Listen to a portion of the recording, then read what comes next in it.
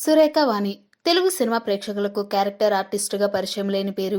వదినగా, తల్లిగా, అలాగే సోదరిగా, అత్తగా ఇలా ఎటువంటి పాత్ర అయినా అందులో ఒదిగిపోయి నటించడం సురేఖ వాణి ప్రత్యేకత. ఇప్పటికే ఆమె తన ప్రత్యేకమైన నటనతో ఎంతో మంది అభిమానులను సంపాదించుకుంది. హాస్యభరిత పాత్రలోనే కాక ఎమోషనల్ పాత్రలోనూ ఆమె అద్భుతంగా నటిస్తుంది. తెరపై సాంప్రదాయ పాత్రల్లోనే కనిపించే సురేఖ బయట కూడా అంతే ట్రెడిషనల్ గా ఉంటుంది. అయితే పలు సందర్భాల్లో తన కుమార్తె సుప్రియతో కలిసి పొట్టి దుస్తులు ధరించి డ్యాన్స్ చేసిన వీడియోలను పోస్ట్ చేసింది సురేఖ. నెటిజన్ల నుంచి విమర్శలు కూడా ఎదుర్కొంది.